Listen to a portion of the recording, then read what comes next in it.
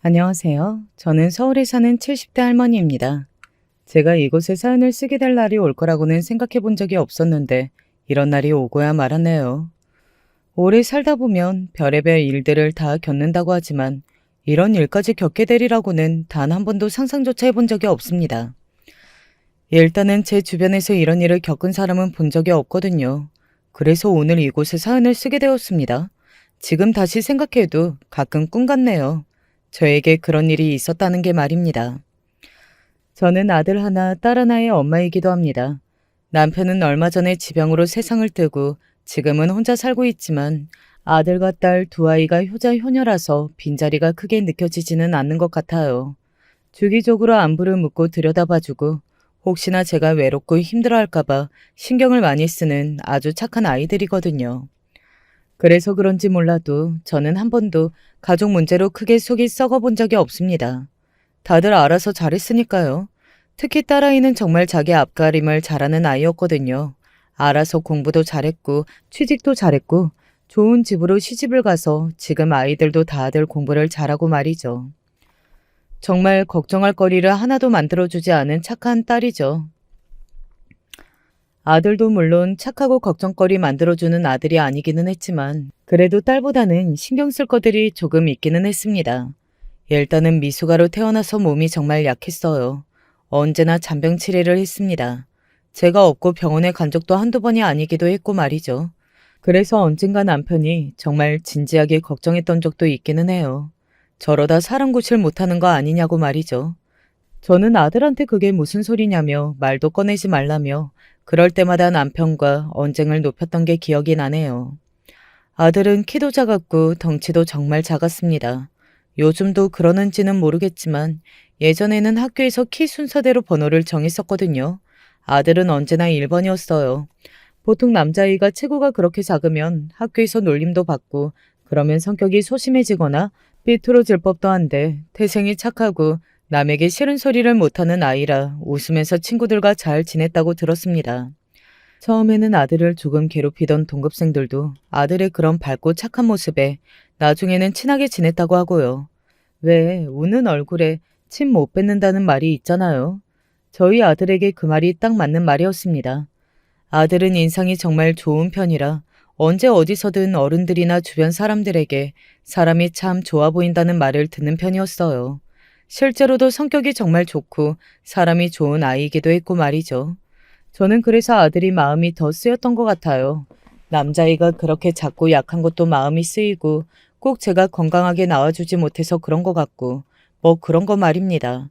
세상 모든 엄마가 그런 생각을 하잖아요. 저의 이런 걱정과는 달리 아들은 언제나 당당하게 잘 지내는 편이기는 했습니다. 공부도 곧 잘했고 그래서 대학도 딸아이만큼은 아니었지만 나름대로 괜찮은 대학에 갔고 그리고 회사도 이름만 대면 알 법한 회사에 다니고 있고 말이죠. 결혼도 했고 자식도 있고 안정적으로 잘 살고 있어요. 그래서 이만하면 내가 걱정했던 거에 비해 아들도 상당히 잘 풀렸다. 나는 자식 복이 정말 많은 사람이다. 이런 생각을 했었습니다. 불과 얼마 전까지만 하더라도 말이죠.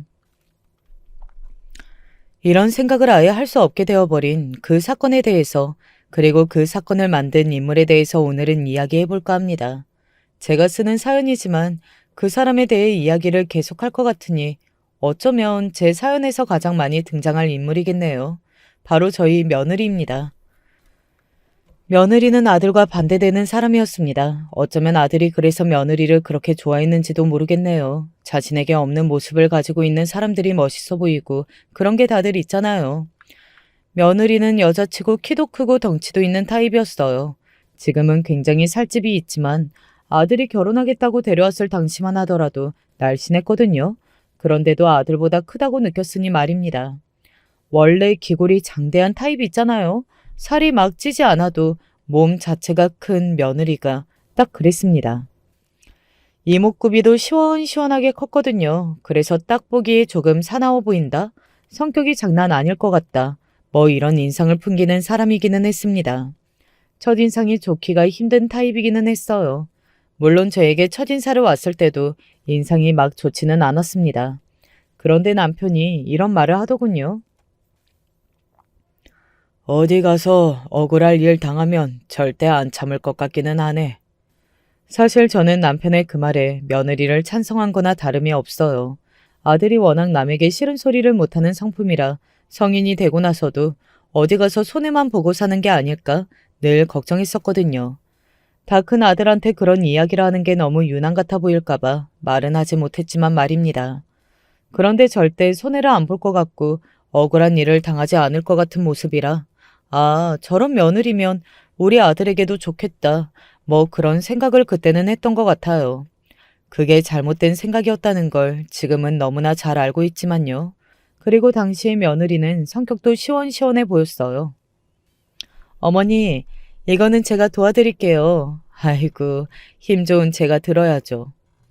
넉살 좋게 자주 찾아와서는 힘든 일을 도와주기도 하고 성격도 굉장히 좋아 보이기도 했고 말이죠. 그래서 저는 처음 볼 때보다 점점 더 며느리가 마음에 들었습니다. 딸아이도 당시에는 저에게 그렇게 이야기를 했고요.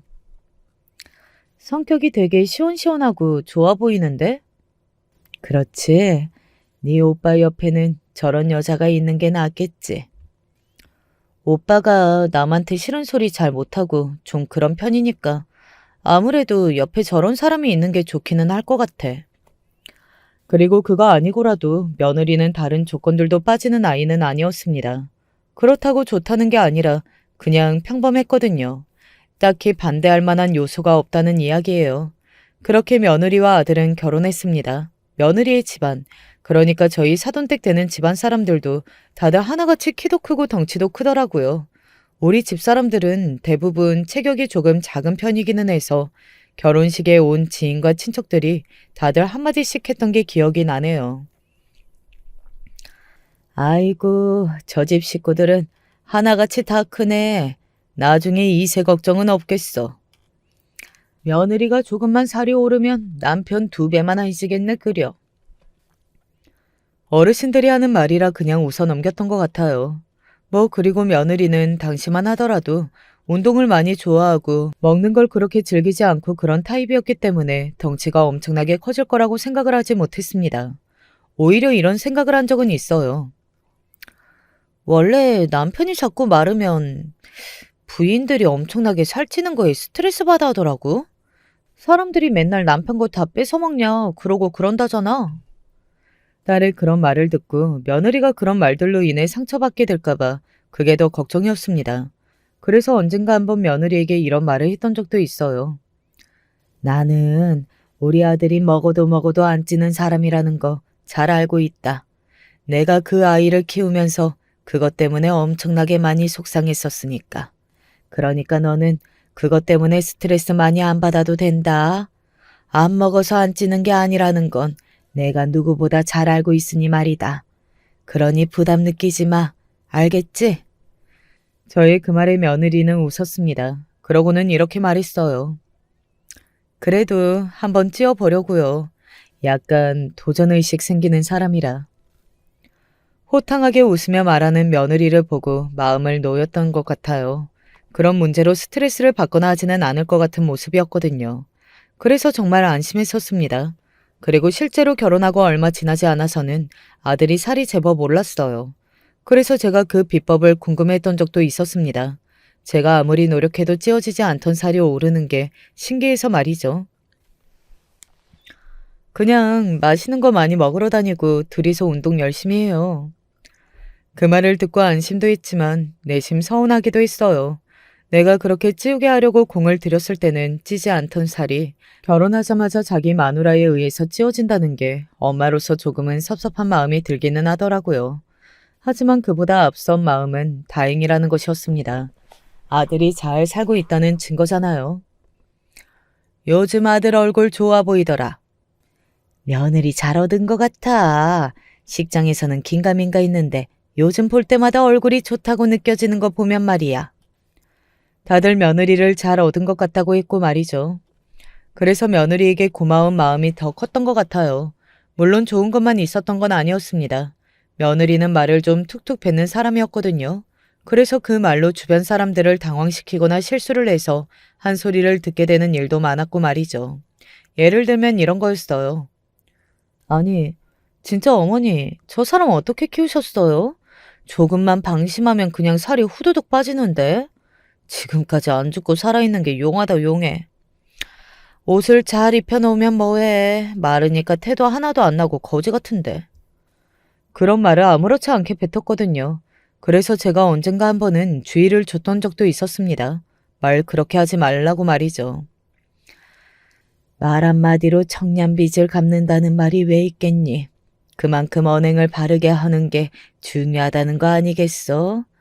너는 아무렇지 않게 하는 말이라도 남한테는 그 말이 상처가 될 수도 있고, 그리고 누가 남편한테 그렇게 이야기를 해. 그런 거 다른 사람들이 들으면 너만 욕먹는다. 그러니까 주의를 좀 해. 라고 말입니다. 며느리는 그런 제 말을 그다지 탐탁치 않게 듣는 것 같기는 했지만 그래도 어른이 하는 말이고 게다가 본인이 잘하는 건 아니라는 걸 알고 있으니 그냥 아무 말하지 않고 수긍하는 듯 했어요. 저는 그때마다 며느리가 다 잘 알아들었다고 생각했었습니다. 결과적으로 보면 전혀 아니었지만 말이죠. 그런 며느리가 실은 좋은 사람이 아니고 난폭한 사람일 수도 있겠다는 생각을 처음 하게 된 건 며느리가 아이를 가졌을 때 일이었어요. 며느리는 임신 기간을 꽤 유난스럽게 보낸 임산부였습니다.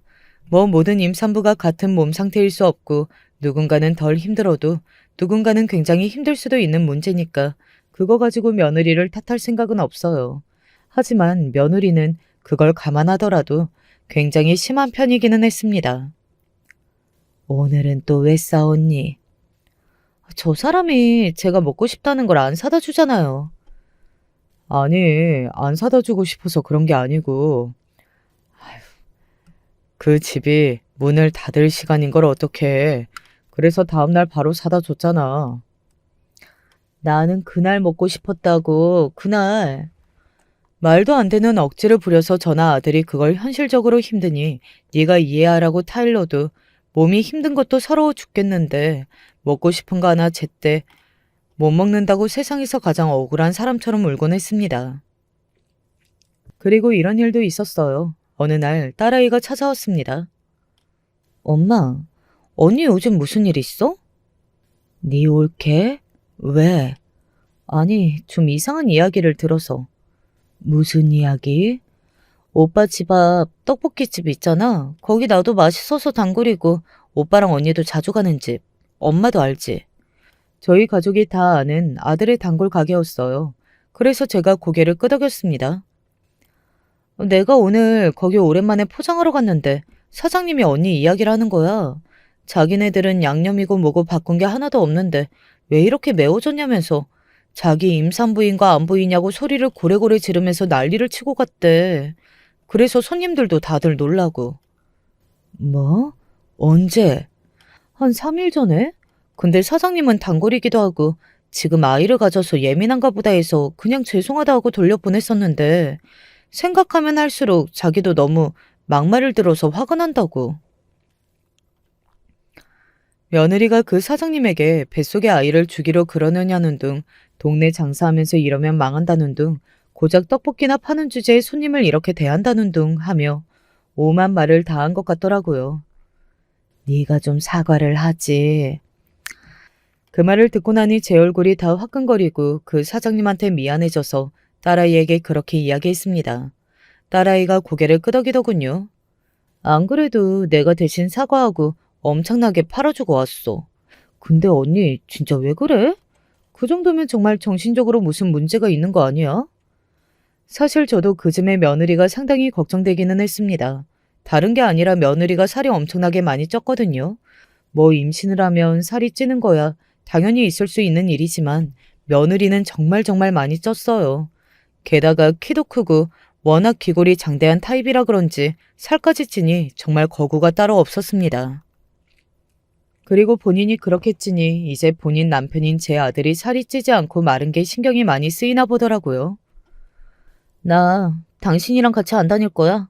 당신이랑 다니면 사람들이 남편 무슨 괴롭히는 줄 알아. 그리고 이제 내가 당신 것까지 다 뺏어먹냐. 이런 말 듣는 것도 지긋지긋해. 며느리가 그렇게 이야기하면 아들은 미안해했어요. 본인 탓이 아닌데도 말이죠. 그놈의 미안하다는 소리도 짜증난다. 이제 왜 살이 안 찌는 거야? 뭐가 문제인 거야? 당신도 더 노력하라고. 나 힘들다고. 아들이 노력하지 않은 건 아니었어요. 그것 때문에 며느리가 상당히 스트레스를 많이 받아 한다는 걸 알아서 보약도 지어다 먹으면서 열심히 먹고 운동을 했거든요. 그런데 사람 체질이라는 건 정말 바꾸기 힘든 거더라고요. 아들은 정말 살이 잘 찌지 않았습니다. 쪄봐야 살이 조금 올랐다 정도지 며느리가 원하는 만큼 덩치가 좋아 보이게는 절대 찌지 않았어요.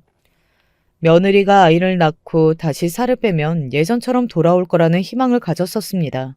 그리고 초반에는 실제로 그렇게 되는 것 같았어요. 아이를 낳고 며느리는 운동을 해서 살도 빼고 그러면서 다시 예전의 모습을 찾아가는 듯 했습니다. 물론 아이를 낳기 전만큼 날씬해지지는 않았지만 그래도 꽤 많이 빠지기는 했었던 것 같아요. 그리고 첫째 손주가 조금 유난한 편이어서 키우면서 며느리도 아들도 고생이 참 많았거든요. 그러면서 살이 빠진 것도 있고 말이죠. 물론 며느리가 빠진 만큼 아들도 고생으로 많이 빠졌지만 말입니다. 사실 말라가는 아들을 보면서 정말 걱정도 많이 되고 약도 해먹이고 싶고 좋은 거 다 가져다 먹이고 싶은 마음이 굴뚝 같았지만 정말 안간힘을 다해 참았던 게 기억이 나네요. 유난한 시어머니처럼 보일까봐 엄청 걱정했거든요. 그리고 예민한 며느리의 마음을 괜히 건들고 싶지도 않았고 말입니다. 그래서 참은 게 하나 두 개가 아니에요. 아들이 걱정된다는 말 한마디도 저는 막 뱉지 못했습니다. 며느리 눈치가 보여서 말이죠. 어쩌다가 아들 밥 위에 고기라도 얹어주는 날에는 며느리가 저를 보며 이렇게 이야기했거든요. 어머님, 아들이 너무 안쓰럽고 고생하는 것 같죠? 그거 아닌데. 저렇게 마르니까 사람들이 다들 그런 줄 알아서 제가 너무 억울해요. 그런 말을 하면 아들은 아무 대답도 없이 허허 웃고만 있지. 제가 거기서 뭘 더 할 수 있었겠어요. 그냥 언제나 딸아이가 했던 말처럼 내 아들이 아니다 하고 생각하고 사는 수밖에요. 물론 그게 쉬운 일은 아니었지만요. 요즘 아들은 어떻게 지내? 그냥 신경 안 쓰고 지내서 어떻게 지내는지도 몰라. 아이고, 그러기 힘든 아들인데 엄청나게 노력하나 보네. 이제 내 아들 아니고 며느리 남편이다 생각하고 살려고. 그게 현명한 걸 수도 있어. 다 큰 어른들인데 알아서 잘 살겠지. 지지고 볶아도 지들끼리 지지고 볶게 내비둬. 그게 정답이라고 그때는 그렇게 생각했습니다. 그리고 기본적으로 아들에 대한 신뢰가 있었거든요. 우리 아들은 몸은 약해도 어디 가서 할 말은 못하고 그런 아이는 아니고 워낙 천성이 바르고 순하고 그런 아이니 결국에는 다 잘 될 거라고 말입니다. 그리고 실제로 그 이후로는 며느리가 둘째 아이를 가질 때까지 별 문제가 없었습니다. 가끔 만나는 아들네 부부는 그전과 같은 모습이었고 말이죠. 어머니, 저 둘째 가졌어요. 그런데 그 말은 조금 겁이 나기는 하더군요. 첫째 손주를 가졌을 때 저도 아들도 워낙 마음고생이 많았고 며느리가 어떻게 행동했는지를 다들 아니까 일단 겁부터 나더라고요. 하지만 둘째 때는 첫째 때보다 수월하게 넘어가기는 했습니다. 며느리도 히스테리를 그전만큼 많이 부리지 않았고 그리고 살도 덜 쪘어요. 그래서 정말 안심했던 기억이 있네요. 하지만 며느리는 둘째를 가지고 나서 찐 살은 빠지지 않았습니다.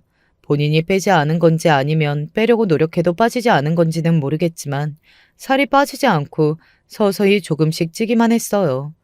사실 살이 찌는 게 무슨 잘못이겠어요. 건강에 별 문제만 없다면 저는 그걸로 며느리에게 뭐라 말할 생각은 정말 단 하나도 없었습니다. 그건 잘못이 아니니까. 하지만 며느리는 본인이 살이 찌면 찔수록 남편인 제 아들을 타박하는 것 같았어요. 아들이 저에게 그런 말을 하는 사람이 아니라서 제가 자세하게 알 수는 없었지만 말입니다. 일단 두 사람은 어느 순간부터 함께 다니지 않은 것 같았어요. 아마 같이 다니면 워낙 비교하는 말들을 듣게 되니 며느리가 그렇게 하자고 한 걸로 생각합니다. 그리고 같이 올 때도 떨어져서 오고 그러더군요. 그래서 제가 한마디를 했던 것 같아요. 누가 보면 남인 줄 알겠다. 너희는 뭐 그렇게 늘 떨어져서 오니? 제가 그렇게 말을 하면 며느리는 짜증을 냈어요. 그건 제 잘못이 아니라 어머니 아들 잘못이죠. 저렇게 말라서 매번 제가 안 좋은 소리를 들으니까. 사실 그런 것도 한두 번이지. 계속 들으면 저도 엄청 스트레스 많이 받고 짜증이 나거든요. 며느리의 처지가 이해가 안 가는 건 아니었습니다. 당연히 그럴 수 있다고 스트레스 받을 만한 상황이기는 했어요. 그리고 며느리 말처럼 한두 번도 아니고 보는 사람마다 그런 소리를 하면 당연히 쌓일 수밖에 없는 거고 말이죠.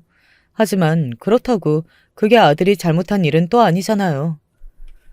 네가 화나는 이유도 충분히 알겠고 그럴 만한 상황이라는 것도 알겠는데 그게 잘못은 또 아니잖니. 어쩌겠니? 살이 안 찌는 걸. 아니, 대체 왜 안 찌느냐고요? 속이 터져 죽겠다니까요? 내가 이야기했잖니. 내가 제 어릴 때부터 온갖 짓을 다 해봐도 안 찐다고. 며느리는 답답한 듯 가슴을 퍽퍽 치더니 이런 말을 했습니다. 순간 저는 제 귀를 의심했어요. 아니 진짜 뭐 저렇게 태어난 건지 모르겠네.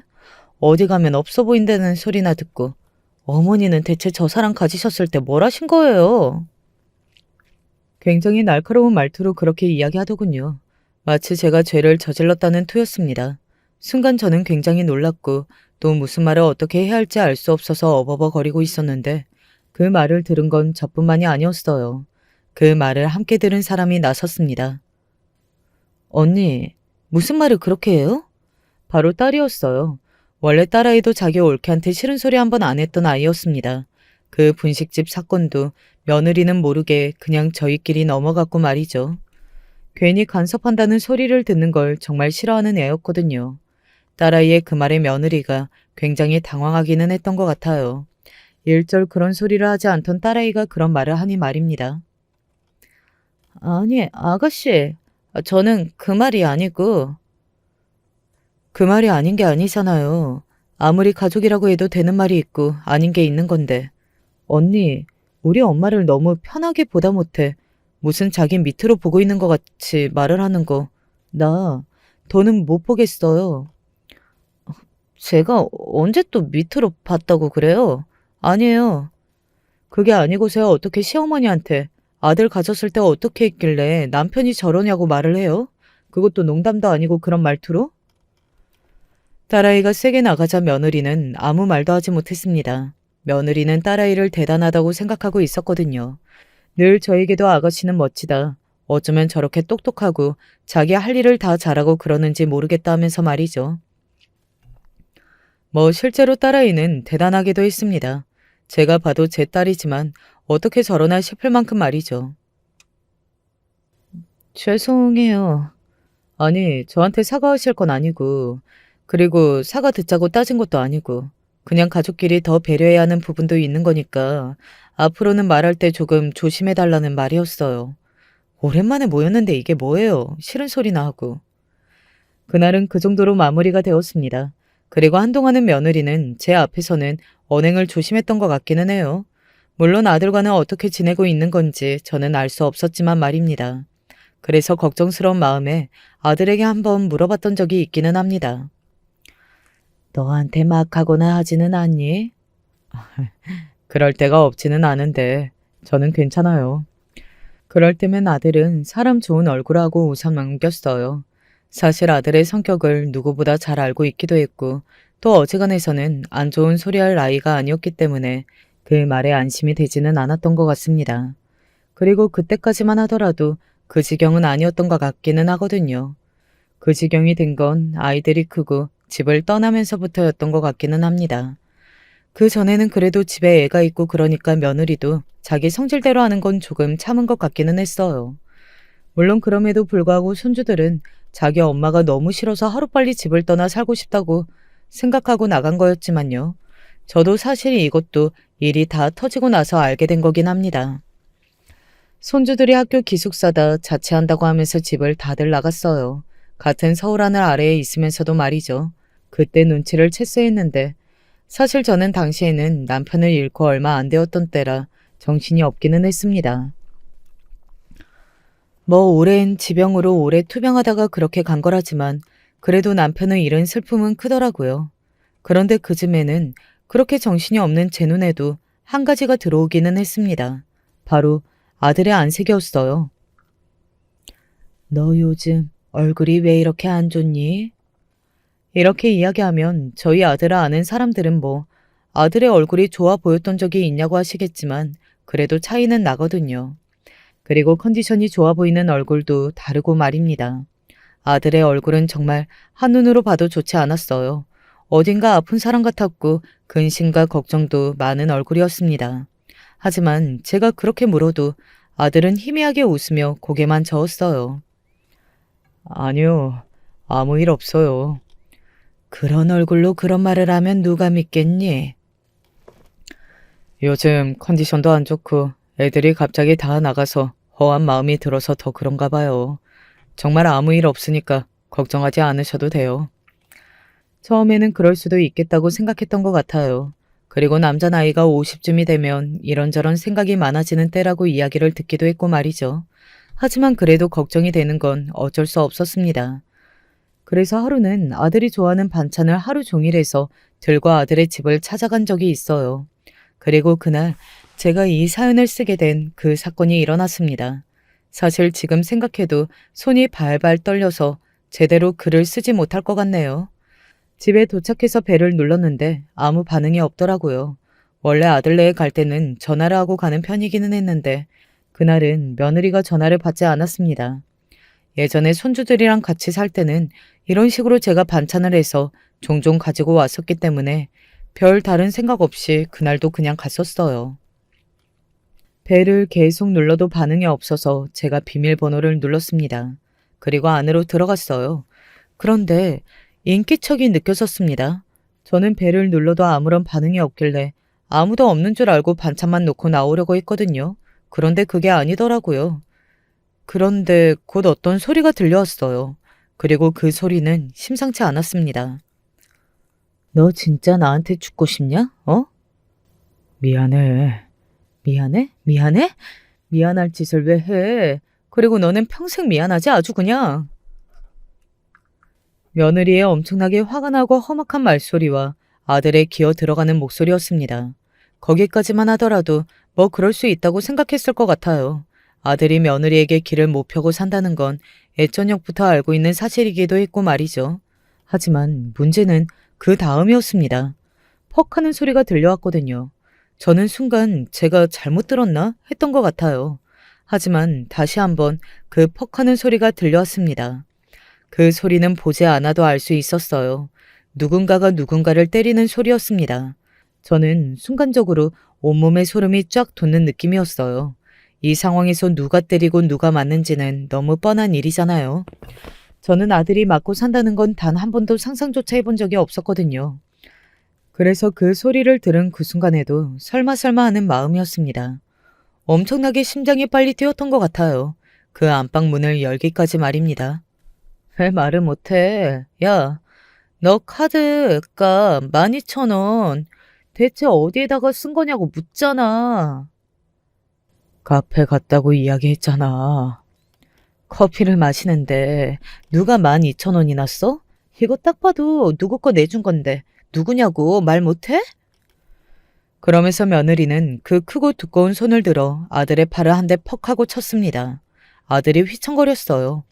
당시에 며느리는 100kg가 조금 안 되는 몸이었고 아들은 50kg가 좀 넘었거든요. 그러니까 말 그대로 정말 2배였습니다. 친구랑 마셨다니까. 네가 커피 마실 친구가 어디 있어? 여자지? 여자지? 아니라고. 너 나 속으로 뚱뚱하다고 무시하고 있지. 그리고 어디서 날씬한 년 만나고 있지? 내가 모를 줄 알아? 아니야, 아니라니까 여보. 일단 진정부터 하고. 내가 진정하게 생겼어? 며느리는 그렇게 소리를 지르면서 그 엄청난 손을 다시 한번 하늘 위로 올렸습니다. 그 각도면 정말 온 힘을 다해 아들을 때릴 태세였어요. 저는 저도 모르게 소리를 질렀습니다. 그 소리는 정말 저도 모르게 나온 소리였어요. 이 미친년이 당장 그만두지 못해! 뭐 하는 짓이야? 아들과 며느리가 동시에 저를 바라봤습니다. 둘 다 제가 보고 있었던 건 꿈에도 몰랐던 건지 기암하더군요. 특히 며느리가 정말 많이 놀랐던 것 같습니다. 소리를 빽하고 지르더군요.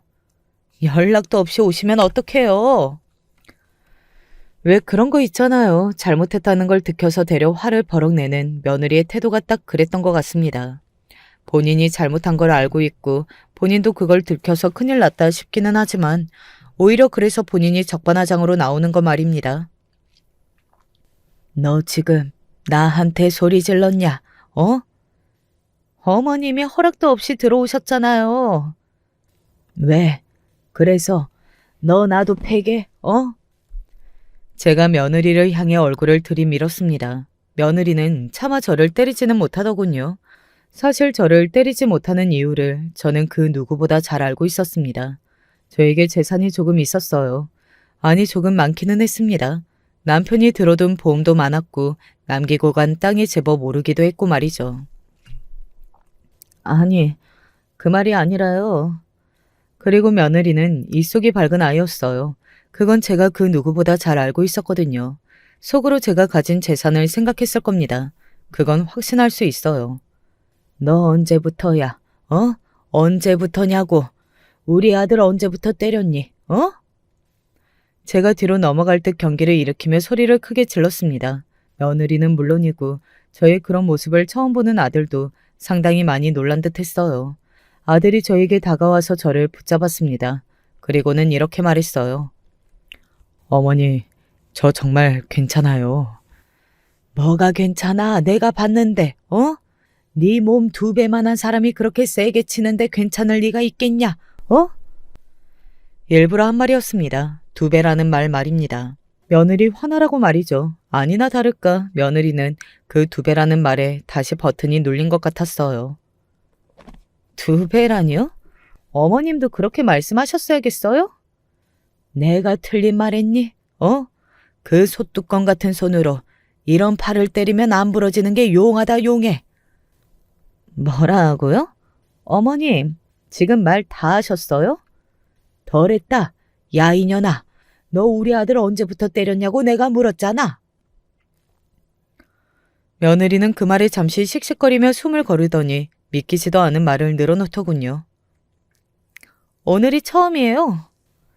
날더러 그 말을 믿으라는 거니? 처음 맞잖아. 그치? 며느리는 제 말에 곧장 아들을 향해 소리를 질렀습니다. 아들은 며느리를 가만히 보다가 작게 고개를 끄덕이더군요. 그 모습을 보는데 마음이 너무 아파져 왔습니다. 그간 얼마나 당하고 살았으면 아들이 이 정도로 기도 못 펴나 싶어서 말입니다. 거봐요. 맞잖아요. 저는 뻔뻔하게 그렇게 소리를 지르는 며느리를 보니 눈이 뒤집히는 기분이 들더군요. 이런 게 너무 화가 나서 이성을 잃는다는 건가 하는 생각이 들었습니다. 머리로 피가 확 쏠리는 그런 기분이 들었어요. 고령이라 그러면 위험하다는 걸 알고 있었지만 순간적으로 확 오르는 감정을 어떻게 할 수는 없겠더라고요. 너 나가. 당장 이 집에서 나가. 그 집은 제가 해준 집이었거든요. 하도 집이 좁다고 난리를 쳐서 해줬었습니다. 제가 해준 그 집에 며느리가 있는 게 정말 치가 떨리게 싫었어요. 너 당장 못 나가? 나가. 내가 너 끌어내줘? 나가라고? 못 나가요. 못 나간다고요. 며느리는 잠시 당황한 듯 하더니 이내 버티고 서서 못 나간다고 하더군요. 사실 그 거구를 어떻게 제가 끌어낼 수 있겠어요. 저는 며느리 반도 안 되는 덩치에 나이도 훨씬 많은데 말입니다. 제가 그런 며느리를 가만 보다가 휴대폰을 꺼냈어요. 며느리는 뭘 하려고 그러냐는 듯 저를 빤히 바라보더군요. 그리고 저는 그런 며느리를 보라는 듯 111을 눌렀습니다. 며느리가 엄청나게 당황하는 게 보이더군요. 지금 뭐 하시는 거예요? 뭐 하긴, 신고한다. 왜? 어머니, 제정신이세요? 내 아들이 그렇게 맞는 걸 봤는데 내가 지금 제정신이게 생겼니? 내가 너 오늘 폭행죄로 경찰에 신고하고 만다. 며느리는 너무 놀랐는지 우다다 제 쪽으로 걸어와서는 제 휴대폰을 뺏어 던졌습니다. 얼마나 세게 던졌는지 휴대폰 액정이 부러지는 게 보였어요. 그리고 며느리가 저에게 우다다 달려올 때 순간적으로 저도 때리려는 건 줄 알고 엄청나게 놀랐었습니다. 너 지금 이게 뭐 하는 짓이냐? 정말 며느리를 경찰에 신고라도 하겠다는 거예요? 며느리? 내가 이 장면을 봤는데 내가 너를 며느리라고 생각할 것 같냐? 어? 너 당장 못 나가? 이 집에서 못 나가냐고? 제가 그렇게 이야기하며 목덜미를 잡았습니다. 순간 뒷목이 엄청나게 당기는 기분이 들었거든요. 그리고 그대로 쓰러졌어요. 엄마, 괜찮아? 정신이 들어? 눈을 뜨니 병원 응급실이더라고요. 그리고 옆에는 걱정스러운 얼굴로 저를 내려다보고 있는 딸아이와 아들이 보였습니다. 며느리는 어디 갔는지 없더라고요. 제가 주변을 살피는 것을 보고 딸아이가 말했습니다. 그녀는 그년 친정으로 갔어. 딸아이가 며느리를 그년이라고 이야기하는 걸 봐서는 딸아이도 사건의 전말을 다 알고 있는 듯 했습니다. 화가 잔뜩 나서는 이런 말을 덧붙였어요. 내가 그년 가만히 안 둬. 몇 배로 갚아줄 거야. 라고 말이죠. 저희 딸아이는 한다면 하는 아이였거든요. 아들은 옆에서 그런 저와 딸아이를 생각이 많은 얼굴로 바라보다가 한마디 했습니다. 저는 그 말에 또 가슴이 찢어지는 듯 했고 말이죠. 괜히 나 때문에 너한테도 피해가고 미안하다. 어머니한테도 죄송해요. 오빠가 뭐가 미안해? 뭘 잘못했다고? 딸아이가 버럭하고 소리를 지르더군요. 그러고는 딸아이가 울기 시작했습니다. 나중에 이야기를 들어보니 오빠가 너무 힘이 없어 보이고 세상 다 산 사람처럼 앉아있는 게 마음이 너무 아팠다고 하더라고요. 그리고 그날 이후로 며느리에 대한 저와 딸아이의 복수 아닌 복수가 시작되었습니다. 일단은 딸아이는 소송을 걸었어요. 그날 아들은 진단서를 끊었거든요. 그리고 그동안 며느리에게 맞아왔다는 이야기를 다 들을 수 있었습니다. 아이들이 있을 때는 그러지 않았는데 아이들이 집이 나가면서 시작되었다고요. 그래서 자기도 다시 괜찮아질 걸로 생각했답니다. 한두 번 있는 일이라고 말이죠. 하지만 나날이 폭력의 세계가 심해졌고 말입니다. 곧 손주들도 알게 되었습니다. 손주들도 자신의 엄마가 장난이 아닌 사람이라는 걸 알고 있었고 그 성격 때문에 질려서 빨리 집을 떠난 거긴 했지만 그럼에도 불구하고 이 지경일 거라고는 생각을 하지 못했던 것 같더라고요. 둘 다 엄청나게 충격을 받아서는 아들을 붙잡고 아빠 미안하다고 울던 모습이 아직도 생각만 하면 가슴을 푹푹 찌르는 것 같습니다. 자신에게 이혼 소송과 폭행에 대한 소송을 동시에 걸었다는 걸 알게 된 며느리가 저와 딸아이를 찾아왔었습니다. 저는 고소를 취할 생각이 없어요. 그것 때문에 찾아온 거라면 돌아가세요. 그래도 그 오래 세월 한가족으로 살았는데 그 한가족으로 산 사람을 그렇게 막 때리고 함부로 한 건 그쪽이잖아요. 딸아이는 더 이상 며느리를 언니라고 부르는 것도 하지 않았어요. 며느리도 그런 딸아이를 보며 많이 놀란 것 같았고 말이죠. 같이 자식 낳고 산 세월이 얼만데 그 세월은 싸그리 무시하고 이렇게 사람을 쓰레기 취급을 해도 되는 거예요? 나도 내 나름의 사정이 있는 건데? 그쪽이 무슨 사정이 있건 그동안 속을 얼마나 썩었건 이제는 그거 하나도 중요하지 않다는 걸 몰라요? 그건 당신이 잘 살았을 때나 할 수 있는 이야기지. 지금 이렇게 다 망쳐놓고 이제 와서 나도 힘들었어. 이게 무슨 소용이 있냐고 대체. 그리고 저도 거들었습니다. 애들 이야기는 하지 말거라. 애들은 이제 네 얼굴도 보고 싶지 않다고 하니. 그 말에 며느리의 눈이 커지더군요. 애들이 그래요? 설마 애들한테 다 말하셨어요? 그러면 그걸 애들한테 말 안 해요? 왜? 남편 때린 거 애들한테 쪽팔리기는 한가 보지? 그러면 그런 짓을 왜 해? 며느리는 정신이 나간 것 같아 보였습니다. 아이들이 알았다는 사실이 엄청나게 충격적이기는 했나 보더라고요. 그래도 꼴의 엄마라고 말입니다. 아니, 애들한테 이야기를 하면 어떡해요, 네? 그리고 그때였습니다. 왜? 내가 왜 몰라야 하는데?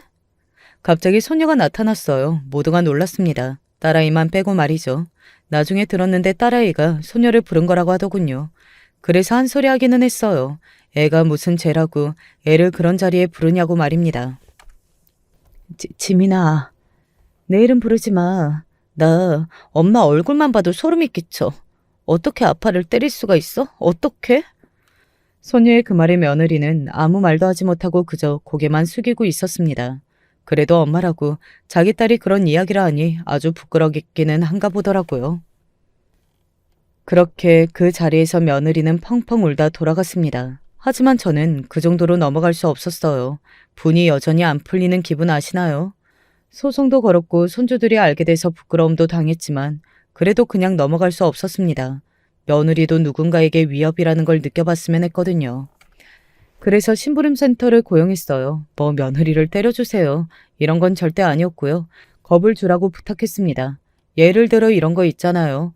밤늦게 누군가가 나를 따라오는 것 같은 기분이 들어서 무섭다거나 갑자기 앞에 덩치 큰 남자가 나타나서 위협적인 말과 행동들을 한다거나 그런 거 말입니다. 자신보다 훨씬 더 덩치가 큰 사람이 그런 행동을 하면 얼마나 무섭고 위축이 되는지 며느리도 경험해봤으면 했거든요. 그리고 그 효과는 생각보다 컸어요. 며느리가 길가에서 쓰러졌다고 하더군요. 별로 뭘 하지도 않았어요. 그냥 쫓아가다가 앞에 나타나서 어이 아줌마 라고 한마디 했을 뿐인데 자지러지던데요.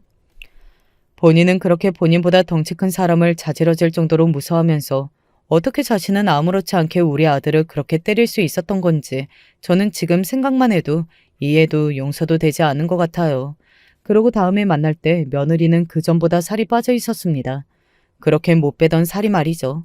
마음고생을 심하게 하고 있는 것 같아 보이기는 했어요.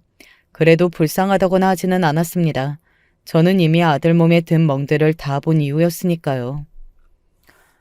저 정말 요즘 많이 힘든데 그냥 용서해 주시면 안 돼요? 내 아들이 설사 그러고 싶다고 해도 안 된다. 그럴 생각 본인도 없지만. 아들은 며느리의 얼굴을 보는 것조차 힘들어하고 있었거든요. 며느리는 몇 번이고 아들과 아이들을 만나서 사죄하고 싶다고 했지만 모두 거절했습니다. 그리고 며느리의 친정에서도 며느리가 저희 아들을 때려서 이 사단이 났다는 것을 결국은 알게 된 것 같더라고요. 사돈댁 식구들도 고개를 못 들고 다닌다는 이야기를 들을 수 있었습니다. 동네에 남편 때린 여자로 소문이 파다하게 났다는 소식을 들었어요. 게다가 그 집 식구들이 원래 동네에서 덩치도 크고 목소리도 크고 그런 걸로 이미 유명했던 집이라 그런지 사람들이 그럴 줄 알았다는 둥, 저 집은 저 위협적인 덩치로 사람을 때리고 다니냐는 둥 하는 말들을 들을 수밖에 없었고 말이죠. 결국 사돈댁이 30년 넘게 살았던 그 동네를 떠나게 되었다는 이야기를 전해 들을 수 있었습니다. 그게 무슨 불효냔 말입니다. 부모님이 평생 살던 동네를 떠나게 만드는 자식이라니 말이죠. 그것도 쪽팔림과 수치심으로 말입니다. 당연히 며느리는 이혼 소송에서 졌습니다. 재산 분할을 하기는 해줬지만 아들이 그동안 며느리로부터 받아온 폭행들이 다 인정이 되어서 상당 부분 위자료와 피해보상금으로 돌려받을 수 있었어요. 그리고 제가 사줬던 그 집을 팔고 아들은 저희 집으로 돌아왔고 말이죠. 며느리는 자기 친정에서 쫓겨났다고 했습니다. 뭐 집을 사주고 다른 곳에서 살게 한다는데 그게 사실상 쫓아낸 거나 다름없는 걸로 생각해요. 밤마다 엄마 외롭다고 미안하다고 용서해달라고 자기 자식들에게 전화해야 되는 통에 손주들이 전화번호까지 바꿨다고 하더군요. 사람은 실수를 할 수 있고 그 실수를 만회할 기회를 받을 자격이 있다고 생각합니다. 하지만 자신의 힘을 이용해서 무력으로 남을 폭행하는 행위는 거기에 포함되지 않는다고 생각해요. 게다가 남도 아니고 평생을 함께 사랑하며 보듬고 아껴야 하는 가족에게라면 더더욱 말입니다. 며느리는 아마 평생을 후회하게 될 겁니다. 하지만 저는 그렇다고 한들 그 잘못을 씻을 수는 없다고 생각해요. 이미 쏟아버린 물은 다시 주워 담을 수 없고 깨져버린 그릇은 그전과 같은 상태가 절대 될 수는 없으니까 말입니다. 그래도 본인이 어떻게 하느냐에 따라 자기 자식들이랑 어떻게 지낼지는 달라질 수 있는 거긴 하겠지만요. 매 맞는 남편이라고 하면 어떻게 남자가 여자한테 맞고 사느냐고 사람들이 그런 말을 하고 손가락질하고 무시할까봐 선뜻 나서지 못하다는 이야기를 어디선가 들은 적이 있습니다. 남자든 여자든 누군가를 때린 사람이 잘못한 거지 맞은 사람은 고개를 숙일 필요가 없다는 걸 이번 사연을 쓰면서 가장 이야기하고 싶었어요. 고개 숙이고 수치심을 느껴야 하는 건 언제나 때린 가해자라는 걸 말이죠. 아들은 요즘 병원에 다니고 있습니다. 몸이 아파서가 아니고 정신적으로 안정이 조금 필요한 것 같아서 상담받으러 다니고 있어요. 생각보다 오랜 기간 며느리에게 육체적 폭력만이 아닌 정신적 폭력도 당해왔던지라 많은 상처가 있는 것 같더라고요. 몰라준 것 같아서 아들을 볼 때마다 요즘은 눈물이 먼저 나옵니다. 또 제가 울면 속상해하니까 꾹 참지만요. 시간이 약이라는 진리가 있죠. 저는 그 말을 요즘 자주 되뇌이는 것 같아요. 언젠가 시간이 이 모든 상처를 치유해주고 다시 아무 근심 걱정 없이 아들과 웃을 수 있는 날이 오기를 바라면서 말입니다. 그리고 꼭 그런 날이 올 수 있도록 저도 옆에서 최선을 다해 도울 거라고 말이죠. 제 사연을 어떻게 들으셨는지 모르겠네요. 저는 이런 일을 들어본 적도 없어서 더 심적으로 힘들었던 것 같거든요. 처음에는 어쩔 줄도 몰랐고 말이죠. 그래서 혹시나 저희 집과 비슷한 상황이신 분들이 있으시다면 조금이나마 용기를 드릴 수 있지 않을까 하는 마음도 드네요. 그랬으면 좋겠고요. 저는 이제 그만 사연을 줄이겠습니다. 마지막까지 제 이야기 들어주셔서 감사합니다. 부디 우리 가족이 빨리 평화를 찾을 수 있기를 바라주세요. 여러분들의 가정에는 언제나 행복하고 평화만 있기를 저도 바랄게요. 늘 건강하세요. 안녕하세요. 시골에서 유튜브로 사연 듣는 농사꾼입니다. 최근 제게 너무 충격적인 일이 일어났는데 꼭 여러분들에게 알리고 싶어 사연을 보냅니다. 끝까지 들어주시고 마음으로 응원 부탁드려요. 먼저 제 또래 놈들은 다들 일찍이 서울에 가겠다고 난리를 쳤는데 저는 고즈넉한 시골이 참 좋았습니다. 무엇보다도 사랑하는 부모님이 있었고 동생들이 있었으니까요. 사남매의 장남이었던 저는 초등학생 시절부터 동생들 똥기저귀를 갈아주고 부모님을 도와서 농사 일손을 돕고는 했습니다. 하지만 한 번도 그게 짜증났다거나 한 적은 없었습니다. 물론 일은 힘들었지만 일을 하고 나서 비슷한 나이대의 친구들과 흙먼지 일으키며 달릴 때의 자유로움도 좋았고 여름이 되면 동네 슈퍼 할아버지한테 큰 수박 한 통을 얻어서는 친구들과 함께 냇가로 가서 시원하게 물에 띄우면서 식히다가 쪼개 먹는 재미도 너무 좋았습니다. 나는 앞으로도 계속 시골에서 살 거야. 하여간 참 특이하다 특이해. 그런 저를 친구들은 이해하지 못했습니다. 물론 저와 같이 어울려서 그렇게 놀고 하는 것은 좋아했지만 아무도 공감하지 못했죠. 뭐 시골에 할 게 없는 것은 맞습니다. 아시겠지만 도시와는 다르게 놀 곳도 별로 없고 심지어 어른이 돼서는 먹고 살 만한 일자리도 없었죠. 그렇기에 저희 동네도 점점 해가 지날수록 주민들이 빠져나가는 추세였습니다.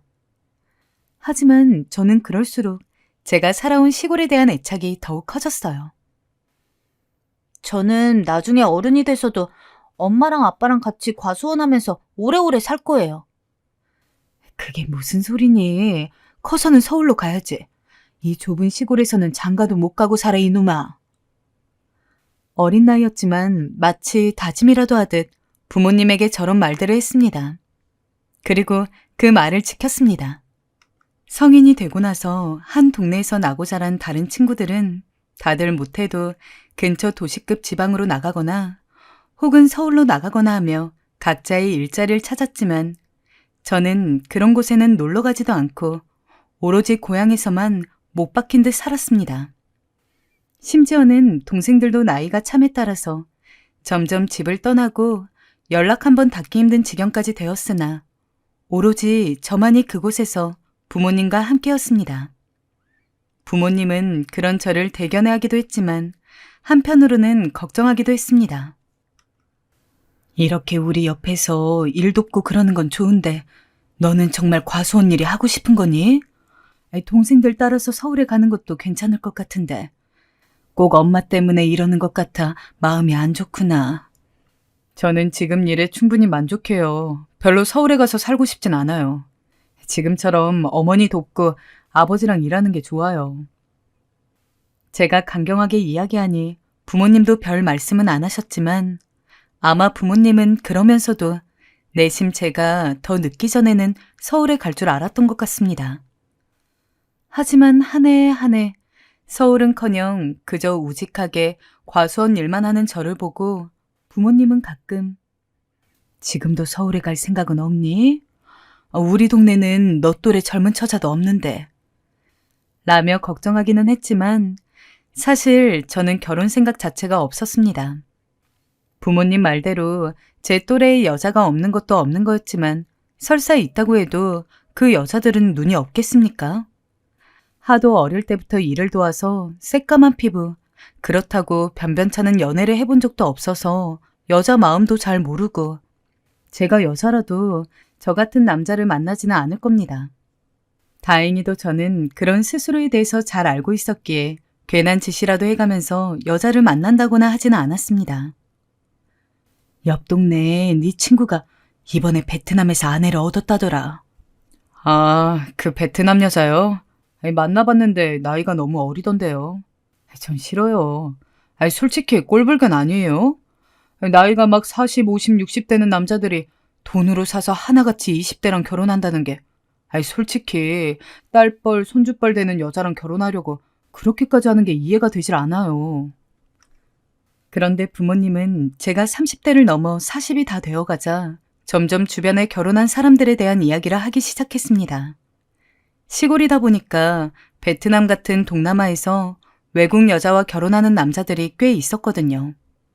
정말 사랑해서 하는 결혼이면 누가 뭐라고 하겠습니까?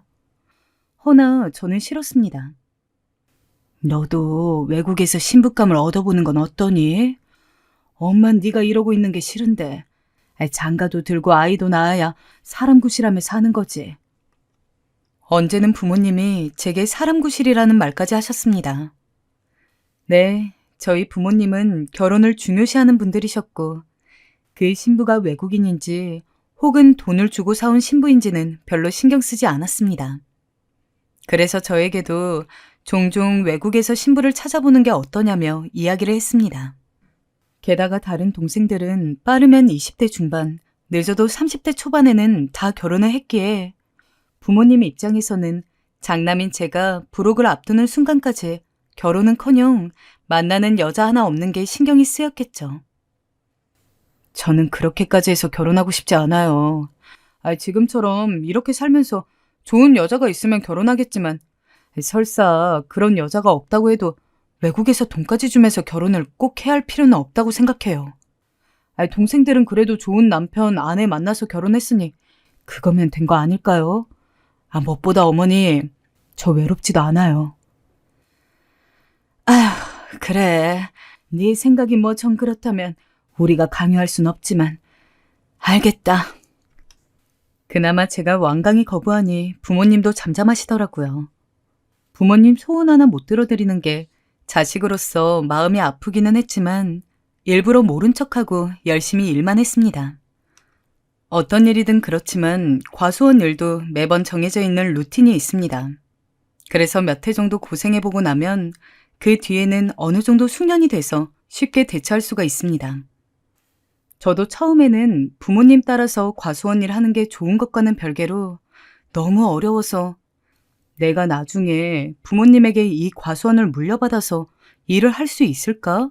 라는 생각이 들었었는데 그걸 매년 거듭하면서 나이를 먹으니까 이제 사실상 과수원 관리는 제가 도맡게 되었죠.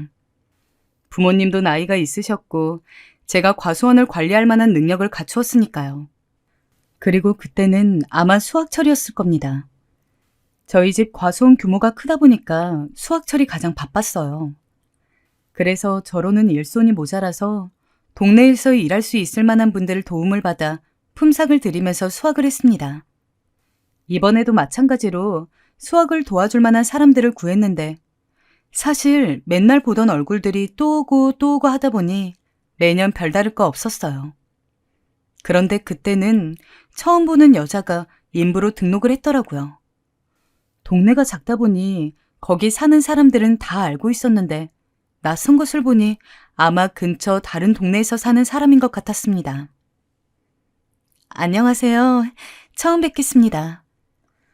이런 일은 전혀 안 해봤을 것 같은 얼굴로 화사하게 웃는데 솔직히 이런 말 하기는 그렇지만 처음에는 일은 제대로 할 수 있을까? 하고 의심했습니다.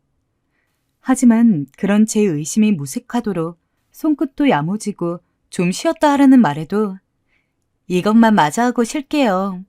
라며 그 누구보다 열심히 일했습니다. 자연히 눈이 갈 수밖에 없었죠. 실수하는 게 있으면 짚어주려고 해도 저랑 몇 년 일해온 사람들보다도 훨씬 더 실력이 좋았습니다. 혹시 가족이 과수원 일이라도 하나요? 과수원은 아니고 농사는 하고 있어요. 아, 그냥 일을 너무 잘하셔서요. 어쨌든 잘해주셔서 감사합니다.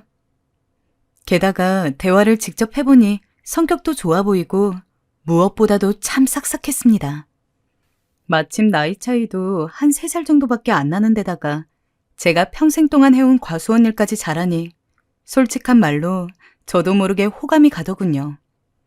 그래서 내심 이 수학철이 조금 오래 가기를 빌었습니다. 그러나 야속하게도 시간은 빨리 흐르고 헤어질 때가 되니 내년에도 같이 일할 수 있으려나?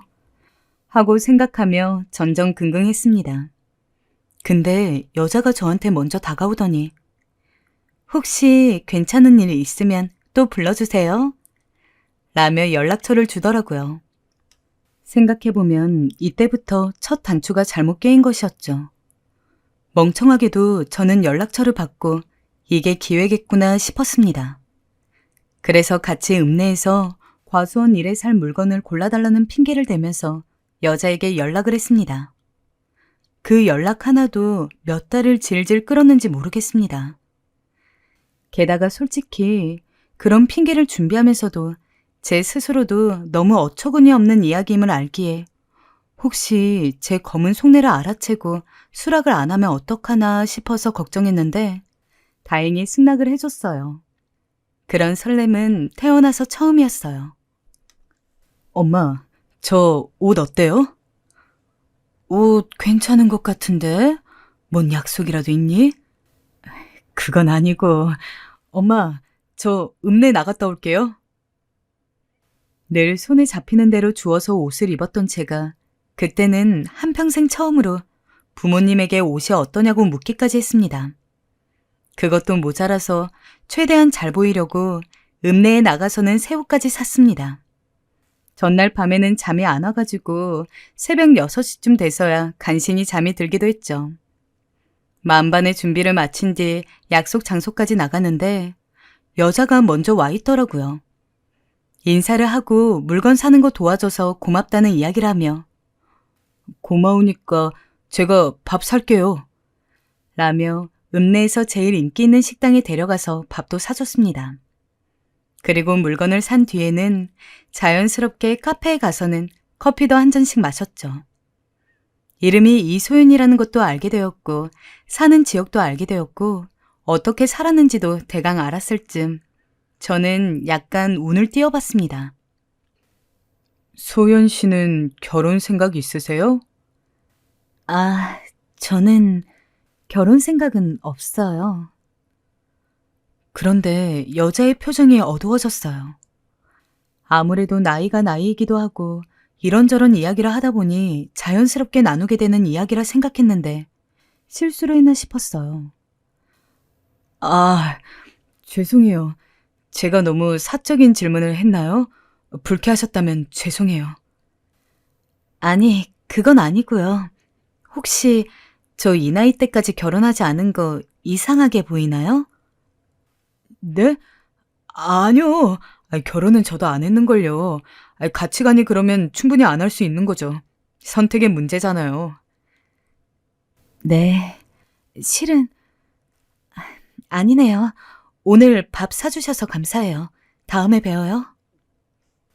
여자분은 갑작스럽게, 정말로 갑작스럽게 자리를 뜨고 말았습니다. 남겨진 저는 얼떨떨해 제가 실수를 한 건가 싶어 민망하기도 하고 걱정스럽기도 하고 어찌됐건 마지막 기회 같은 여자였는데 한심하기까지 느껴졌습니다.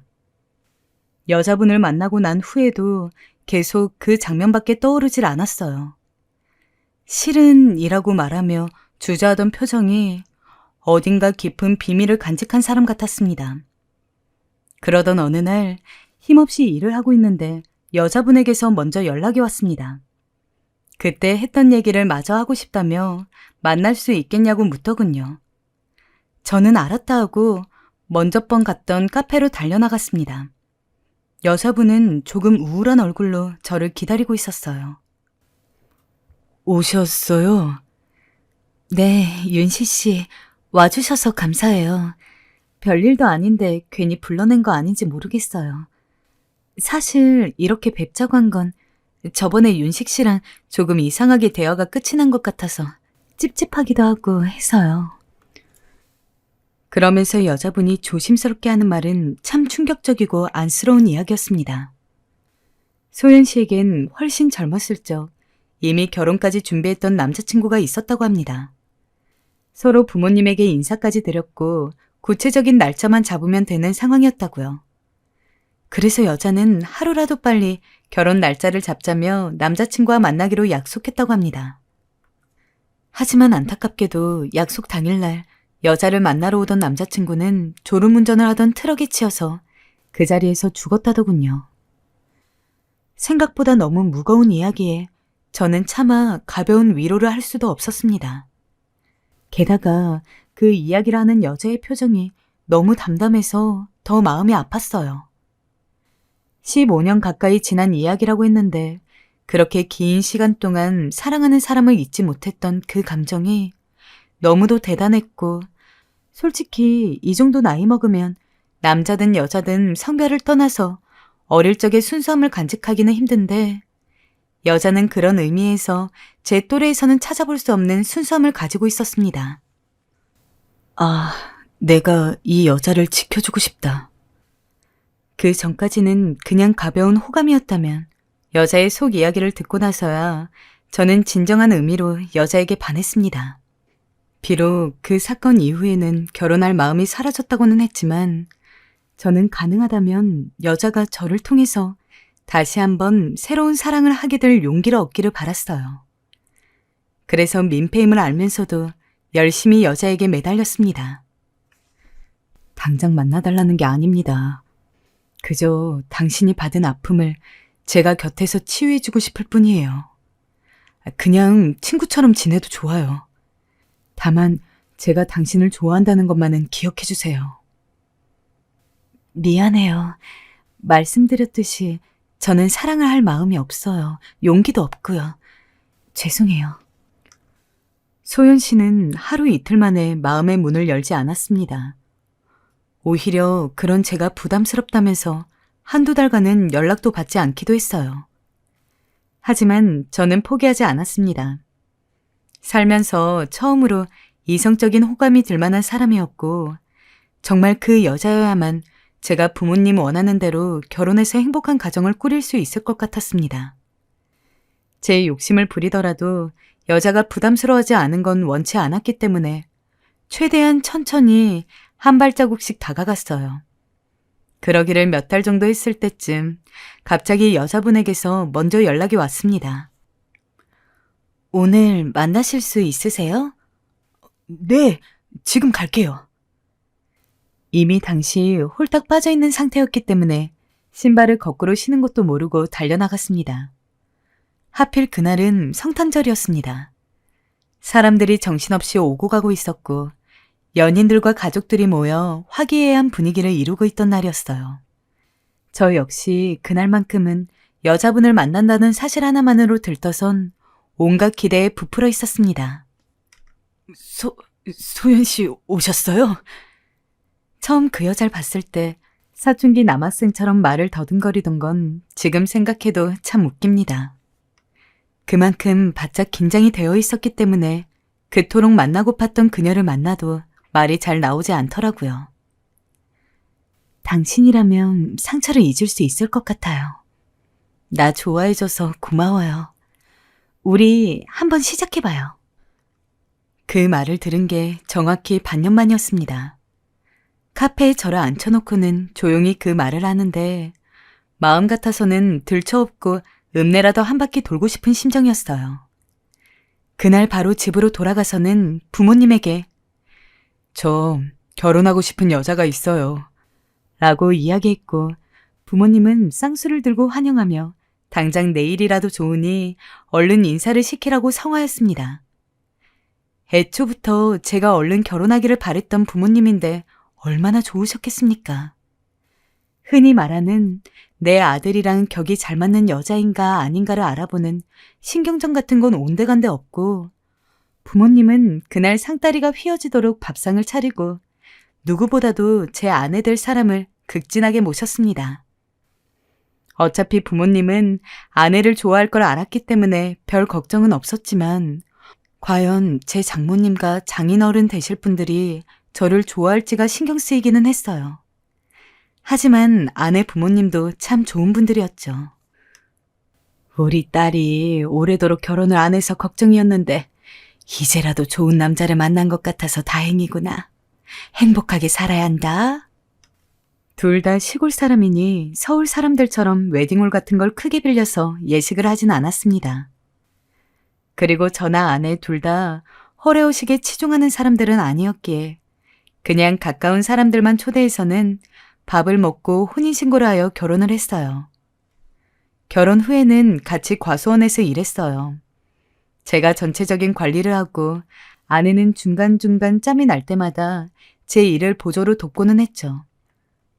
그 어느 때보다도 행복했던 순간은 열심히 땀 흘리며 시계 한 번 못 보고 일을 하고 있을 때 아내가 낭낭한 목소리로 새참 왔어요 라고 하는 것이었습니다. 오징어와 함께 매콤한 김치가 아삭하게 씹히는 김치전을 한 입 우겨놓고 살얼음이 살짝 온 막걸리를 넓은 잔에 따라서 목구멍에 바로 들이키면 천국이 따로 없었습니다. 매번 새참을 준비한다는 게 힘들만도 한데 아내는 불평 한마디 없었어요. 혹시 새참으로 먹고 싶은 건 없어요? 아니야, 매번 준비하기 힘들 텐데 안 해도 돼. 힘들지 않아? 내가 하고 싶어서 하는 거예요. 당신 좋아하는 두부김치 해갈게요. 저녁엔 나랑 소주도 한잔 하고요.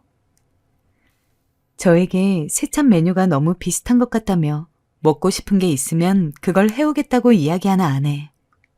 늘 아내 정성 가득 담긴 밥을 먹고 사니 정말이지 너무나 행복했어요. 정말 이러려고 결혼을 늦게 했나 싶었는데 주변 사람들 역시 하나같이 비슷한 말을 했죠. 반쯤은 장난이었겠지만 그럴 때마다 어깨가 절로 으쓱거렸어요. 제 아내는 금세 동네에서 현모양처로 소문이 났습니다. 제가 새참을 먹고 있을 때면 가끔 기웃대다가 새참을 한두 입 얻어먹는 사람들이 있었는데 아내는 그것도 생각해서 일부러 새참 양을 넉넉하게 하기도 했죠. 어떻게 저 같은 놈이 저런 아내를 만났냐면서 질투 섞인 말을 하는 사람도 존재했습니다. 그럴 때면 저는 그러게 말입니다. 전생에 제가 나라라도 하나 구했나 봐요. 라며 뿌듯해했죠. 아내가 정성껏 준비하는 맛난 새참. 그리고 힘들게 일하고 들어가면 온 가족이 다 같이 모여서 차린 저녁밥상을 먹으며 TV를 보고 이야기를 나누고 결혼하고 몇 년은 정말 실감이 나질 않았습니다. 살면서 결혼 같은 걸 제대로 생각해 본 적도 없었는데 기적같이 이런 여자를 만나서 결혼을 한 것도 모자라 이렇게 행복하게 살다니 이게 정말 내 인생인가 싶어서 괜히 바보처럼 뺨을 꼬집고 허벅지를 때린 것도 여러 번이었습니다. 그렇게 하루하루 행복하다고 밖에는 할 수 없는 시간들이었습니다. 그리고 저는 당연히 죽을 때까지 그 행복이 유지될 거라고 생각했죠. 아마 그날 제가 어머니와 아내의 대화를 못 들었다면 정말 그렇게 살 수 있었을지도 모릅니다. 결혼하고 5년 정도 지났던 때였어요. 어느 때와 같이 일을 하고 있었던 저는 집에 놓고 온 것이 생각나서 평소랑은 다르게 중간에 한번 집으로 돌아갔었습니다. 과수원 일을 하는데 꼭 필요한 것이어서 어쩔 수 없었죠. 아내에게 전화해서 가져다 달라고 할 수도 있었지만 그런 일로 심부름을 시키고 싶지는 않았기에 제가 직접 갔습니다. 근데 조금 멀리서부터 어머니랑 아내 목소리가 들리더라고요. 조금 언성이 높아져 있는 상황인 것 같았습니다. 어머니, 이번 달 돈이 덜 들어왔어요. 아직 입금을 못 받아서 그래. 다음 달에 못 들어온 것까지 합해서 같이 줄게. 저번에도 그러시더니 이번에도 또 그러시면 저도 좀 곤란해요. 이거 엄연히 계약인 거 잘 아시는 분이 왜 이러세요? 알았다. 내가 미안하다. 다음에는 실수 없이 입금하마. 무슨 소리인가 싶어서 집으로 돌아가니 어머니와 아내 둘 다 저를 보더니 마치 짝이라도 한 것처럼 꾹 입을 다무는데 무슨 일인지는 모르겠지만 본능적으로 이상한 분위기임을 감지했습니다. 어색한 침묵이 오가는 중에 아내가 웃는 얼굴로 여보, 갑자기 집에는 무슨 일이에요? 라고 묻길래 아니, 놓고 간 게 있어서 라며 대답을 하고는 물건을 챙겨서는 나갔는데 그러면서도 계속 찜찜했죠. 하지만 기회를 봐서 물으려고 해도 아내는 그때마다 귀신같이 자리를 피하거나 아니면 다른 이야기로 화제를 돌렸기 때문에 물을 수가 없었습니다. 그렇다고 어머니에게 묻기도 어려웠죠. 게다가 그 뒤로는 어머니가 아내랑 단둘이 있는 모습도 보기 힘들었기 때문에 그 궁금증도 처음에나 있었지. 나중 가서는 그냥 별거 아니었나 보다 싶어서 저도 자연스레 잊어갔습니다. 하지만 그러다가 우연히 어머니의 통장을 보게 되었죠. 정말 우연이었습니다. 차라리 보지 말걸. 이 일로 그 망할 놈의 계약이 뭔지 다 알게 되었죠. 실질적으로 과수원 운영은 제가 하고 있었지만 운영에 필요한 최소한의 돈 말고 순수히 입금은 모두 어머니 통장에 넣어두던 상황이었는데 마침 안방에 이불을 가지러 갔다가 어머니 통장이 꺼내져 있는 것을 본 거였거든요. 평소 어머니한테 돈을 어떻게 모아두고 어떻게 쓰는지 한 번도 묻지 않았기 때문에 알아서 잘 하실 거라고 생각하고 궁금해하지 않았었지만 막상 눈앞에 보이니 별 생각 없이 한번 봐볼까 싶은 마음이 들더라고요. 그래서 어머니의 통장을 열어보면서 대충 훑어보는데 너무 이상한 이체 내역이 있었습니다. 어머니가 매달 들어오는 돈에서 500만 원씩을 제 아내의 개인 통장으로 보내고 있었더군요. 저희가 만약 따로 어머니에게 생활비를 받았었다면 이해했을 겁니다. 하지만 부모님에게 생활비를 받지 않고 제가 과수원 일을 하면서 버는 돈을 매달 떼서는 제가 직접 아내에게 생활비로 쓰라고 입금을 하고 있었기에 아내가 굳이 500만 원이라는 큰 돈을 어머니에게서 받을 이유가 전혀 없었습니다.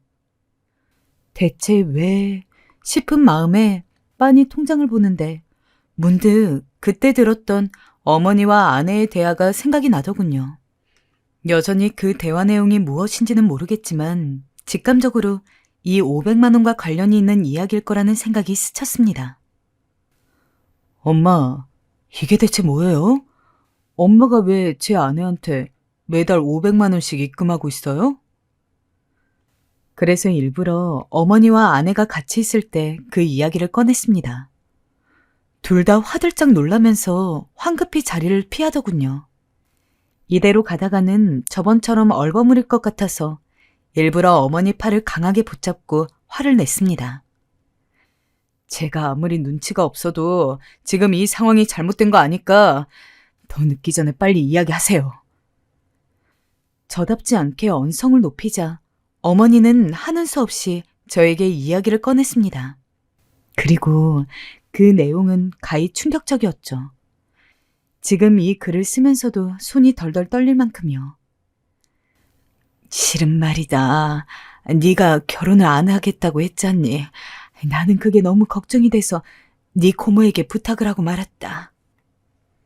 어머니가 우리 장남이 결혼을 안 하고 평생 여기서 과수원 일만 할까봐 겁나. 내가 얼마 전에는 베트남 여자라도 알아보라는 식으로 이야기했는데 그렇게 결혼할 거면 절대 결혼 안 한다고 해서 어떻게 하지도 못하고 걱정이 돼서 미치겠어. 다른 자식놈들은 다 결혼했는데 라며 고모에게 하소연을 했는데 그 이야기를 들은 고모가 외국 여자만 돈 주고 사오는 거 아니야. 한국 여자도 돈 주면 사올 수 있어. 라며 월 500만 원씩 돈을 받고 저랑 결혼할 여자를 그렇게 우연스러운 만남인 것처럼 했다는 거였어요. 아내가 돈으로 산 여자라고요? 우연찮은 기회로 만나게 된 인연인 줄 알았던 제 아내는 사실 고모가 제 결혼을 위해서 은밀히 섭외한 여자였고 여기에 우연은 없었어요. 모든 게 연기였고 가식이었습니다. 잠시만요. 이해가 안 가요. 그럼 결혼이 모두... 저는 말을 잇지 못하고 얼버무렸어요. 눈에선 비참하게도 눈물이 줄줄 흘러나오더군요. 아내는 그때까지 고개를 푹 숙이며 아무 말도 하지 않았습니다. 이 사실을 전 도무지 쉽사리 받아들일 수가 없었어요. 저만 바보였던 거예요. 그때 갑자기 멀뚱히 앉아있는 이 두 사람에게 대한 분노가 치솟으면서 어떻게 그럴 수 있냐고 버럭 소리를 내질렀습니다. 당신이 어떻게 나한테 이럴 수가 있어? 내가 당신을 얼마나 사랑했는지 알잖아. 거짓말하면서 날 속이면서 양심의 가책도 들지 않았어? 잠을 져. 결혼할 남자가 죽어 한평생 결혼하지 않기로 마음먹었다던 순수함도 다정하고 상냥하던 마음씨도 결국 짜고 치는 거짓말이었던 게 너무 소름이 돋아. 어머니도 마찬가지예요. 아무리 자식 생각한다 하지만 이거 들킬 거란 생각은 안 해보셨어요? 어떻게 제 등 뒤에서 그런 짓을 하실 수 있으세요? 미안하다 윤씨가. 나는 네가 너무 걱정이 돼서. 똑같은 말씀 이제 그만하세요. 여보, 진정해요. 나 오늘 당신한테 쫓겨나는 한이 있어도 이 말은 하고 싶어요. 내가 당신을 사랑하지 않은 게 아니에요. 여보, 냉정하게 보일진 몰라도 집안 사정이 너무 안 좋다 보니 이런 제안을 거절할 수가 없었어요. 애초에 어머니 말대로 처음 계약은 돈 받기로 한 게 맞아요. 하지만 여보, 당신과 살면서 나는 당신을 진심으로 사랑하게 됐어요. 당신이 옆에 있으니 마음이 허하지도 않고 세상 사는 게 너무 푸근했어요. 당신에게 말하고 싶었어요. 나도. 근데 내가 우리 엄마 병원비 때문에 거짓 결혼을 했다는 걸 어떻게 말할 수 있겠어요. 당신 상처받을 게 뻔한데 그래서 말 못했어요. 나도 힘들었어요. 당신 속이는 것 같고 당신 나중에 혹여라도 알게 될까 봐 무서웠다고요. 거짓말하지 마. 당신은 아직도 정신을 못 차렸어. 나한테 정말 미안했다면 솔직하게 말하고 돈을 받지 말았어야지. 아니, 돈은 받아도 말은 했어야지. 내가 당신 엄마 병원비도 못 내줄 것 같았어? 여보, 제발 나 버리지 말아요. 내가 다 잘못했어요. 미안해요. 용기가 안 났어요. 차마 당신에게 말하면 버림받을까 봐 무서웠어요. 그래 윤씨가, 나도 얘가 널 언젠가부터 정말 남편처럼 생각하고 열심히 너 챙기는 거 보니 마음이 있는 걸 알았단다. 근데 죄는 미워해도 사람은 미워하지 말라고. 다 모든 게 엄마 탓이야. 나는 미워해도 불쌍한 얘는 냅둬라. 차라리 쫓아내려거든 날 쫓아내. 응? 네 말대로 엄마 생각이 짧았어. 다 부덕한 애미 탓이다. 여보. 제가 이 일을 알게 된 이후 집안은 그야말로 시끄러워졌습니다. 아내는 바닥을 치며 오열을 했고 어머니는 모든 게 자기 탓이라 잘못을 비셨습니다. 그 와중에도 저는 아내의 눈물을 보며 왠지 모르게 절 사랑하고 있다는 저 말을 슬쩍 믿고 싶었던 것 같습니다. 안 된다는 걸 알면서도 그러면서도 그놈의 정이 뭔지, 절 사랑하지 않았다면 그렇게까지 새참 만들고 정성스레 음식하고 제 어깨를 주물러 줬을까 싶더라고요. 저는 당장 집에서 나가라 했지만 아내는 몇 날 며칠 꿈쩍도 않고 빌기만 했습니다. 한 번만 용서해달라는 그 말, 당신을 사랑한다는 그 말, 이 두 가지가 절 너무도 혼란스럽게 만들었습니다. 그리고 이 모든 상황을 만들어낸 고모에게 화가 났습니다. 그 길로 당장 고모에게 전화를 걸어서 화를 냈습니다. 고모는 어떻게든 절 달래려 했으나 수년간 속아온 거나 다름없는 저는 쉽게 화를 삭힐 수가 없었습니다. 결혼은 제 선택이잖아요. 애초에 돈을 주고 누구를 사서 결혼하는 게 싫어서 국제결혼도 안 한다고 한 건데 이게 돈 주고 사람 산 거랑 뭐가 달라요? 아니, 어찌됐든 이렇게 해서 결혼했으면 다행이지. 너는 네 엄마가 그렇게 걱정하는 걸 알면서도 결혼을 안 해? 심지어는 저에게 소리를 친 것도 모자라 고모는 제가 엄마를 걱정시켰다며 나무라시더군요. 저는 마음이 상해 고모에게 그 뒤로 다시 연락하지 않았고 밤마다 잠이 오지 않아 술만 마셔댔습니다. 아내는 슬그머니 그런 제 눈치를 계속 보고 있었고요. 그러다 저는 아내와 다시 한번 얘기해보자 마음먹게 되었습니다. 그런데 아내가 이날 병원에 있다는 장모님까지 데리고 왔더라고요. 김서방, 내가 죄인이야. 내가 돈 몇 푼에 자식을 팔았어. 돈은 없고 애미는 죽어가니까 애가 그러더라고. 자기가 결혼을 해서라도 엄마를 살리겠다고. 이 아이 가난한 내 밑에서 자라 먹을 거 한번 풍족하게 못 먹고 못 입고 자랐어. 남들 배우는 거, 먹는 거, 입는 거 가난 때문에 제대로 해본 게 하나 없네. 커선 손이 까져라 일을 했지만 사고치는 남동생 때문에 그 돈 해주느라 고시원 방 한 칸에서 늘 허덕이며 살아야 했네. 그래도 자네 만나서 처음으로 행복하다고 웃었네. 처음으로. 내가 무릎 꿇고 빌겠네. 아픈 내 죄가 컸으니 제발 한 번만 넘어가 줄 순 없겠는가? 우리 딸 한 번만 다시 받아줄 순 없겠어? 장모님의 말은 그야말로 제 마음을 너무나 뒤흔들었습니다. 아내가 가난한 건 알았지만 엄마의 병원비를 대기 위해 저와 결혼을 해서라도 그걸 해결하고자 했던 것이 어쩐지 불쌍하고 안쓰럽게 느껴졌어요. 저는 한숨을 푹 쉬고 장모님을 돌려보낸 후 아내와 단둘이 얘기를 하게 되었습니다.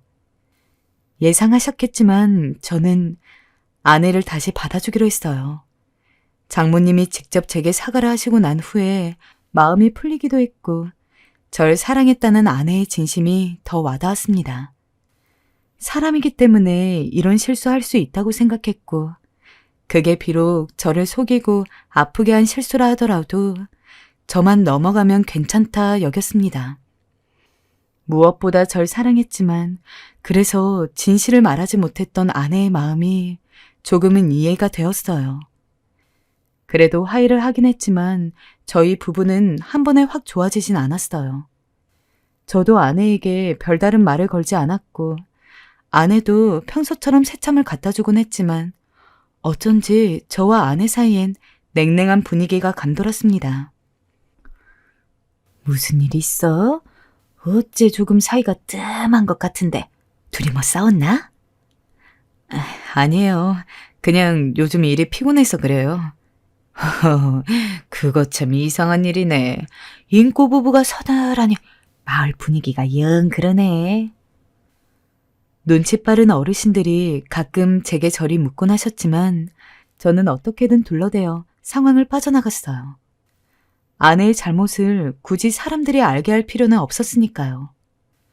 허나 시간이 그렇듯 조금씩 세월이 지나자 아내에 대한 미운 감정도 무뎌지게 되었습니다. 말도 텄고 대화하고 살붙이며 살다 보니 다시 부부애가 생겼어요. 여보, 용서해줘서 고마워요. 당신이 용서해준 덕분에 난 정말 새로운 삶을 살고 있는 것 같아요. 그리고 당신이 우리 집 형편 챙겨준다고 매달 돈 붙여주는 것도 너무 고마워요. 당신은 내 평생 은인이에요. 나도 당신에게 앞으로 더 잘할게요. 아니야. 당신 믿으니까 돈도 줄 수 있고 다 해줄 수 있어. 이제부턴 거짓말만 하지 마. 그렇게 저희는 서서히 조금씩 서로의 안부를 다시 챙겨가며 부부 사이의 신뢰를 회복해 나가고 있었어요. 하지만 인생의 폭풍은 왜 한 번에 몰아닥치는 것일까요? 그러던 어느 날 장모님이 저희 집에 들리시게 되었습니다. 몸도 많이 회복되셨고 제 얼굴도 볼 겸 오신다 했죠. 장모님 오신다 하니 빈손으로 맞이하기 그래서 좋아하시는 막걸리와 파전, 떡을 잔뜩 사 집으로 향하고 있었습니다. 제가 오는 걸 몰랐던 건지 저희 집 쪽에서 아내와 장모님이 큰 목소리로 대화를 하고 있더군요. 근데 어쩐지 분위기가 좋지 않았어요. 마치 싸우는 것 같았죠. 너 내가 아픈 척까지 해줬으면 김서방한테 돈 좀 더 받아내야지. 꼴랑 100이 뭐니? 아니 저번엔 500이었잖아. 엄마 기다려봐요. 그 인간 어떻게든 내가 구슬을 테니까. 아마 날 사랑한다 어쩐다 하니까 우는 소리 하면 금방 돈 줄 거예요. 저번에도 멍청하게 넘어가줬는데 그깟 돈 몇 푼 더 못 주겠어요? 하여튼 성질도 급하셔. 기다리면 콩고물이 떨어진다니까. 엄마 딸을 몰라요? 급하긴. 지금 계속 100만 갖다 주니까 짜증이 나서 그러지. 아무튼 돈 꼭 받아내. 못 받아내면 아주 영 끊을 줄 알아라. 순간 무언가에 맞은 것 같은 충격이 느껴졌고 저는 방 안으로 뛰어들어가 두 사람의 얼굴을 바라보았습니다. 아내는 보면 안 될 걸 본 사람처럼 얼굴이 하얗게 질려버렸어요. 당신 어떻게... 지금 한 말 다 사실이야? 사실이냐고? 그게 여보 있잖아. 내 말 좀 들어봐. 김서방, 우리 아침 드라마 이야기하고 있었어. 자네 얘기한 게 아니고. 일단 흥분 좀 가라앉히게 나. 되도 않는 변명을 늘어놓는 아내와 장모님에게 전 너무 화가 났고 그 길로 모조리 아내의 짐을 방 밖으로 던지며 나가라고 소리쳤습니다. 당신 같은 괴물이랑 살 부딪히고 산 게 믿기지가 않는다. 아니, 내 실수라 칠게. 당장 나가. 기가 막혀. 이보세요. 당신 속이고 거짓말한 건 미안한데 괴물이라는 말이 좀 심하지 않아? 내가 지금까지 당신 비위 맞춰가며 새참 만들고 밥 해주고 청소하느라 얼마나 힘들었는지 알기나 해? 특히 그 매일 아침 못생긴 얼굴에 입 맞추는 건 아주 고역이었다고. 돈 타는 건 미안하지만 나는 나름대로 정당한 노동의 대가를 받은 거야. 당신 아내 역할을 해줬으니 이 정도 돈은 그리 크다고 생각되지도 않고. 어처구니가 없었습니다. 제가 알던 아내가 아니었습니다. 이런 아내 모습이 너무 충격적이고 화가 나 웃음이 나오려 하더군요. 아내는 이제 다 들켰다고 생각했는지 정말 막 나오기 시작했어요. 그리고 말이야. 솔직히 나 정도 인성되고 품성되니까 당신이랑 살아준 거지. 누가 당신 같은 농촌 총구석 사람이라 살아주려 하겠어? 왜 당신 주변 남자들이 다 베트남 여자 찾겠냐고. 당신이 돈이라도 줬으니 서울 여자인 나랑 살 수 있었던 거야. 그래도 그동안 알콩달콩 인꼬부부 연기 꽤 좋지 않았나?